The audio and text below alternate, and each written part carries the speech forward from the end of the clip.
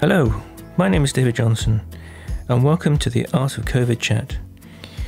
We're talking with artists who work in the Fens region about the work and the challenges they faced during the pandemic of 2020 and 21. We're now actually, as we're recording, we're actually at the anniversary of the first lockdown. So it's surprising how much has changed in the last 12 months.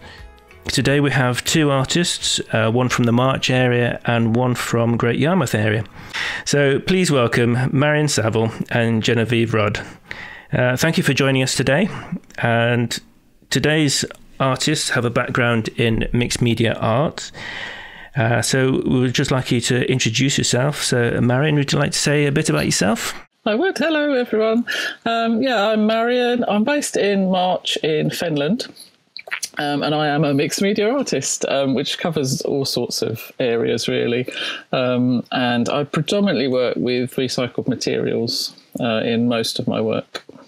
I always have loads of projects on the go. I just flip between all sorts of different things, which is just how I work, really. Currently, though, I'm in the middle of something called the 100-Day Project, which is a global project that encourages artists and creatives to do something every day for 100 days. And I'm currently doing 100 days of doodads, which is a bit mad, but that's my very personal hashtag. I tell you to have a creative sort of original hashtag. Basically, I'm just making sort of touchstones, amulets. That was the thinking behind it. Most of them hang, so they're sort of dingly-dangly things, really. That was a really bad explanation of it, but I am in the middle of that current project. But alongside lots of other stuff as well. Currently obsessed with concertina sketchbooks. I do a lot of work in those as well. And inspiration, probably the artist that's had the most influence on my approach and my ethos and how I'd create, really, is Joseph Cornell, who's an American assemblage and collage artist. I've always loved his work, and I find his process it's just also fascinating and inspiring. Outside of him, I have just everything is inspiring. I have loads of inspirations, really. The nature of the materials I use is always inspiring, figuring out ways to use recycled stuff creatively and, give it a use when it might have ended up in landfill or whatever. So the nature of the materials is quite inspiring. But yeah, nature, texture, pattern, colour, it could be anything. It could be a word or a line in a song or, lots of inspiration. Okay, over to you, Genevieve. Tell us a bit about yourself. So my name's Genevieve Rudd, and I'm an artist based in Great Yarmouth, which is on the Norfolk coast. I feel very lucky to be able to work as an artist in my hometown. I think my relationship with the town, influences my work because I predominantly work as a community participatory artist. So the work that I do is a lot about the relationship that I have with groups and with people. I do have my own arts practice that I explore on my own as well. So my training was in art photography, and I tend to use cameraless techniques such as anthotype or cyanotype. And I like to combine that with maybe going on a walk and finding materials, using plants or growing plants in my garden to then use in my arts practice.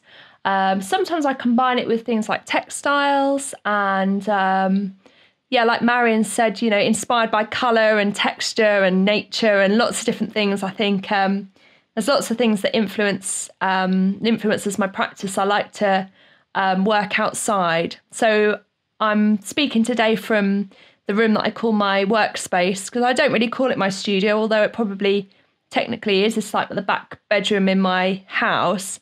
But actually, I'd say that my garden is probably more of my studio, because that's where I spend more time making art. So, I can kind of get messy out there and make prints with mud and plants and all of that. And in terms of the kind of people that inspire my practice, I work a lot with people who wouldn't necessarily identify themselves as artists. And I find that really refreshing and really inspiring to see kind of alternative approaches, and when people can kind of build their confidence, when they wouldn't define themselves as an artist. I think that they can be like, that can be really fantastic and really eye-opening, and really great to kind of be around lots of creative people in lots of different ways. Was it your inspirations?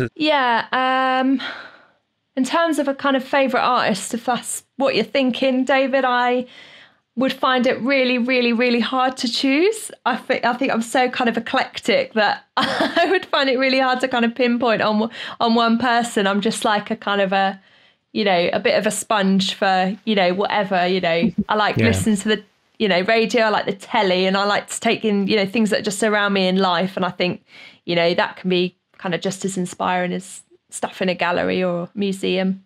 Yeah, I mean, you're talking about influences.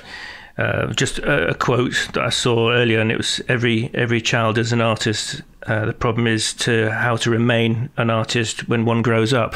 It's Pablo Picasso, and it's very apt.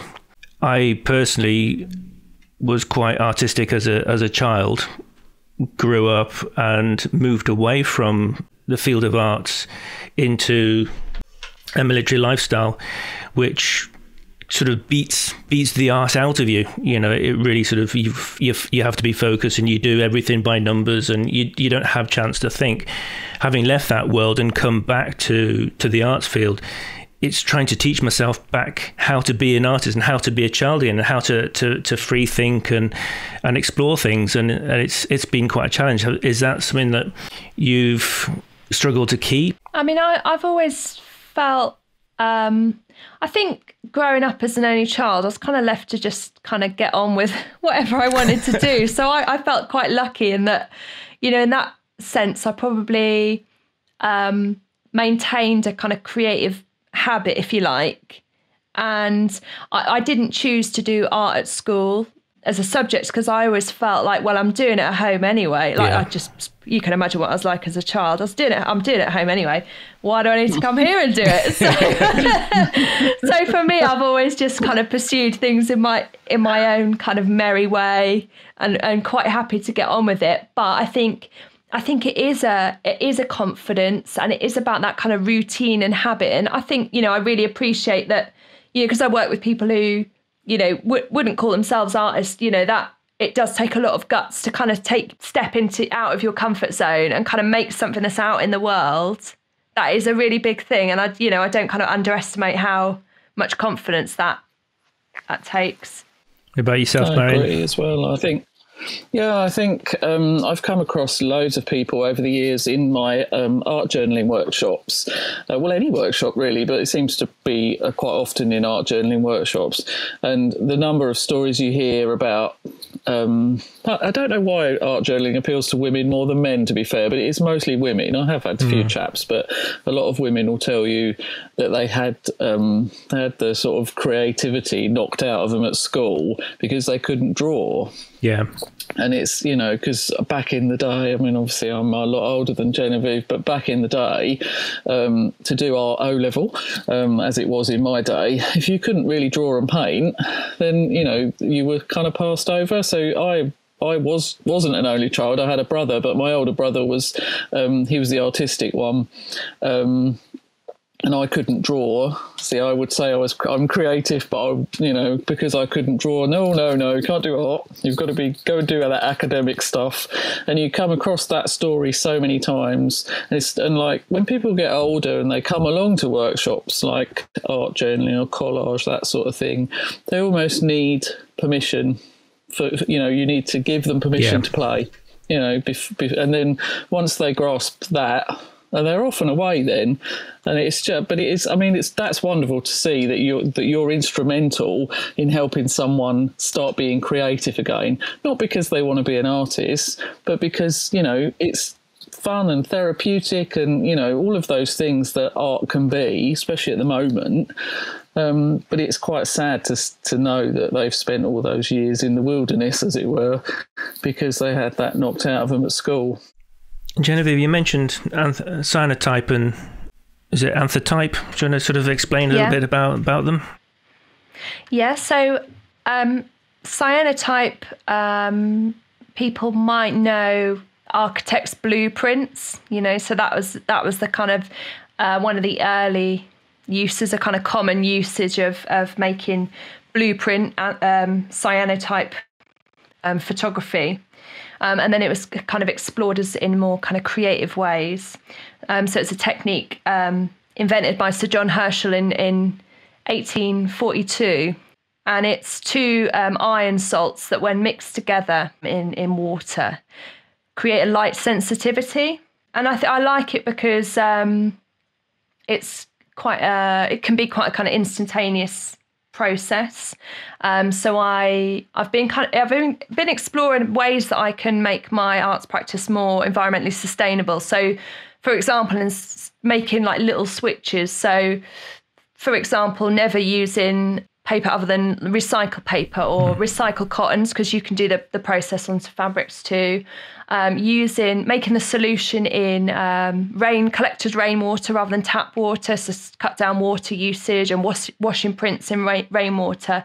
So I like that it can be kind of a connection to to be a kind of recycled practice, and also that it uses direct UV sunlight. So I don't use a sun lamp, or I work directly with the sun. So if the sun on that day is really bright, we can get some really bright shadows, really deep Prussian blue colour.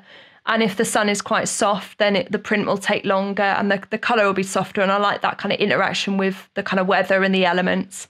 And I also work in anthotype. So that for me has been growing plants from seed, in the spring, and nurturing those plants over the summer, blending up those plants, and then straining off that liquid. That liquid is then a light sensitive emulsion that can then go on to paper and be left out in the sun with, pressed flowers, pressed leaves. And then once that print fades, because it does fade, it's not a fixed photographic process, I can then shred it up, compost it, and then hopefully it'll be making a print the next year. And so for me, that kind of photographic techniques that really kind of support me to kind of feel more connected to the world around me, the natural world, working outside, interacting with the weather interacting with the prints, and working with plants, because I love plants and gardening. That all feels like it kind of encompasses lots of parts of the things that I love. So I love to do it. So yeah, it builds in lots of my interests all in one go. Is that something you've tried, Marion? No, I was just saying to Genevieve when we weren't recording that I'd really like to have a go at cyanotype. Last year, during lockdown, I just decided I was going to do loads of stuff that I've never done before. So I had a really keen interest in eco-printing and eco-dyeing. So using plants, leaves, flowers, bark, grasses, all sorts of stuff to sort of eco-print or dye. And I was making my own inks and stuff like that, which I too am trying to sort of make my practice more environmentally friendly. I'm vegan. I've been vegan nearly 4 years now, and I want to make my practice more in line with my vegan sort of values and beliefs. Yeah. So I was really enjoying the eco dyeing and printing. And it's that whole, like Genevieve said, it's that whole being in the outdoors. And, I was able to, most of what I used from our garden. But fortunately for us, we live right next door to a nature reserve and a cycle path. So, and they've got lots of lovely trees. So I was able to collect oak leaves and, all sorts of other stuff that's not in our garden as well. So it was a real kind of local, green, lovely part of new practice for me to have a go at. And I have actually bought some cyanotype chemicals, but I haven't used them yet. And they are vegan and they're non-toxic as well, aren't they? The cyanotype chemicals. Yeah. So photography, like a lot of traditional photography techniques are, traditionally very toxic, and you'd have to be very careful about how you're disposing it. And cyanotype is one of the kind of better ones. It's an iron salt, so it's more like an element, and you can dispose of it safer. And then anthotype is like the kind of top premium kind of, definitely just using plants, the most environmentally sustainable. So it's kind of I think they're a good couple of techniques to have a play with.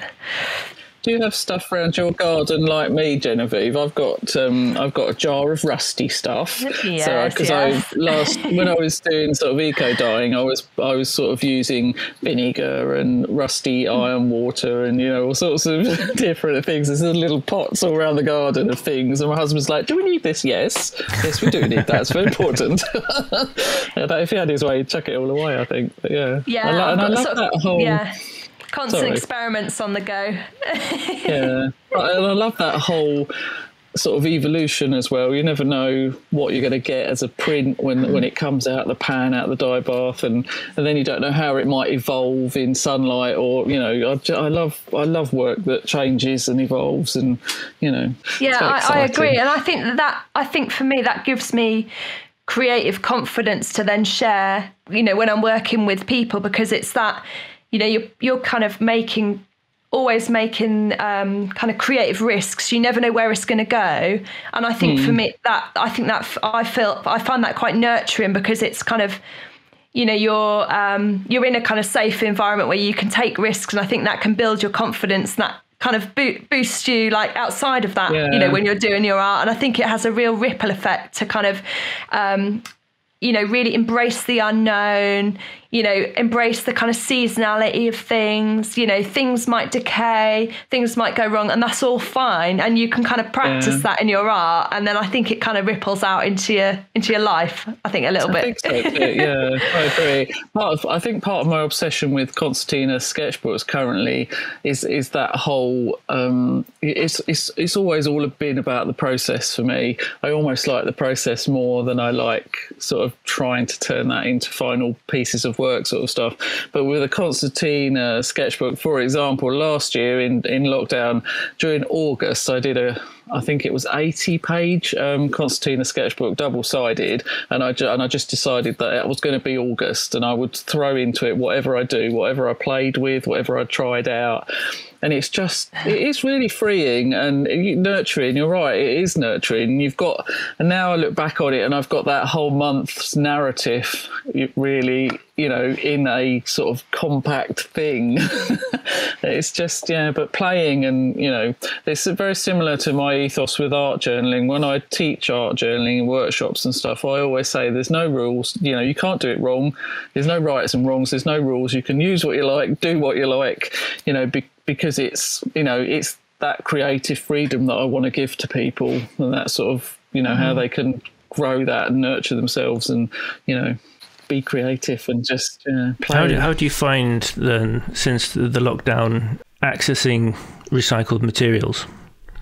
If you've not got what you need within your house, have you struggled to actually get hold of materials? Well, one of the many things I'm doing currently, at the back end of the summer last year, I decided that for September I was going to not buy any new art materials. And I've carried that on. I haven't bought any art materials since the beginning of September last year, because I have so much stuff already, in my studio and around my house. And I casted my mind back to early lockdown when we did the series of art journaling videos for CPP Marketplace. They were really keen, and I also was really keen that we made it so accessible for people that didn't have, they might not have paint, they might not have particular pens or posh watercolour pencils or, anything like that. So we worked really hard to make sure that anyone could access the arts, and if you had a newspaper or a magazine or the kids' crayons out of the toy box, and to make it that much more accessible. So I haven't had any problems at all, because I'm trying really hard as part of my environmental greening of my practice to use what I've got, it's I have got a lot of stuff, but I think even if you're just starting out on a creative route, you've got food colouring in the kitchen. You can go out in the garden and get leaves to sort of pound on your page and make colour that way. And I really think you can go a long way with homemade, what you've got, using what you've got around you. I've made glue over this year because I've run out of glue sticks now, which aren't very nice environmentally speaking, because they're all plastic, obviously. Yeah. So yeah, I've been making my own glue, trying different recipes and stuff, and it's I haven't trouble. Don't know whether you have, Genevieve, finding materials, have you? No, I mean, it's probably the same as you, Marion. I think it's just the stuff that you've already got, or the stuff that's in your kitchen, in your garden, that you find on a walk. You know, there's been no shortage of kind of junk mail coming through the door, despite, you know, the circumstance we're in. So there's this constant supply of paper just sort of coming through the door. Yeah. So, you know, there is, I think it's a kind of, I guess, you know, you're probably the same with your workshops, Marion. It's kind of supporting people to have the confidence to see what they already have around them that they might think they might not see as art materials, but could be used for, you know, creative application. Yeah. And I think, you know, I'm the same as I haven't, you know, trying to kind of not just buy stuff because I think, oh, that's nice, and actually think, well, do I need it? You know, is it just another bit of plastic? Is it going to come through the door wrapped in plastic? Actually, could I be a bit more imaginative and use what I've already got, or, you know, change the use of something? And I think that can feel more fun, actually. That can be a bit more experimentation, you know. It does make you be more inventive, doesn't it, and innovative, and, you know, well, I haven't got any of this anymore. What can I do to make it or use something else instead of it? Yeah. And I love that whole sort of, you know, do a mend almost, really, coming up with a solution to a material you haven't got. I'm sure it wouldn't work for sort of fine artists that are painting in oils and stuff, but for my kind of work it works really well. Makes it really accessible. Talking about recycling over the years, have you noticed a difference in the type of materials that are then classed as recycled has changed over the years that you can then start introducing towards your pieces of art? There's materials I don't use now that I used to use because I know more about their sort of makeup. And one of the in the early days of my sort of assemblage work, which I don't do as much of now, but I did a whole series of outdoor hanging pieces made from videotape. Yeah. And they went down a storm. They were really popular. They looked great. And I thought, oh, I'm doing a great job here. Look, I'm recycling this videotape. But I hadn't really factored in that videotape degrades over time. So, you know, I was busy. Some videotape it's metallic, and it has sort of metal that will flake off once it starts degrading. Iron oxide, isn't it? Yeah, and then of course bits of videotape would come off and get hooked in the trees, and then I was sort of fretting about birds and animals that might potentially get caught up in it. So there's stuff I would never use videotape outside now. I do still use it, not very often now, but I tend to stretch it and use it as a sort of twine, as a sort of string, or rather than use it in its form. So in that way, I think things that I do think more carefully about the sort of things that I would use in the environment, because I wouldn't, you know, I don't want to add anything to the environment that doesn't want to be there, really. So in that sense, it's changed. I don't know that in terms of different materials, I suppose there's an awful lot of plastic going on now, and I try and avoid that, but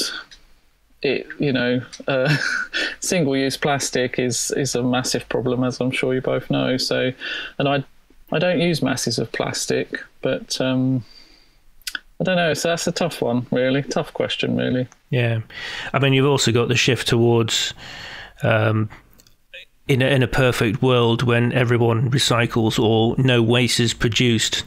In, say, 2050, when we're supposed to go all carbon neutral, and is there a potential that there would be no byproducts produced anyway, and you would then have mixed media arts would then be resorting to finding other forms? I think I've got enough stuff to keep me going till 2050 anyway, so I don't think there's a problem for me. Yeah, I think I like, for example, in the past, like, I might have been maybe commissioned to do a recycled art project, you know, bring a plastic bottle, upcycle it into something. I think in terms of the kind of changes that I've been making in my own life, that wouldn't sit very well with me now. I probably would decline, because I think, well, actually, I don't want to. That feels like a reason to buy plastic bottles, to use them for something, to turn them into, stick stuff on them that then means that they can't be recycled. So it can create a problem. And I think that there's that sometimes that kind of recycled art can sometimes, I've kind of been reflecting and developing my own practice, really kind of looking in and seeing, well, reviewing what I do, because it doesn't always sit right, maybe what would have been done a few years ago and would have thought to have been a good thing. Let's use old crisp packets, let's use, that actually I kind of think, well, I think we need to move away from that. And so, as an artist, I try not to go in that direction and think, well, like I said about the kind of, junk mail coming through the door, well, that's paper. And so, I don't really have much choice of the free newspaper coming through the door. So let's use that, or, what's already sitting in my garden, what's growing in my garden, or, anyone else's garden, or in their park, or places like that, and trying to use things that once you've made your art product with them, you could potentially compost them, because recycling is sometimes not a very positive system, because lots of our things that we put in our recycle bin then end up being maybe incarcerated, burned, or it's not always the kind of best solution, I think, to the problem. And I don't want to kind of input into that, so I'm trying to reflect and improve the way I work with materials, I think. I did a project in a school it was a collaborative thing with another artist, and he brought along all sorts of plastic bottles and just all sorts of materials that were brilliant for the project. I mean, it was all around the UN global goals, sustainable goals, and they chose the ocean one particularly and did a piece of theatre based around that. But the whole thing of what happens to this stuff after, because the bottles had been painted and stuff, they can't go in the recycling, so they'll end up in landfill.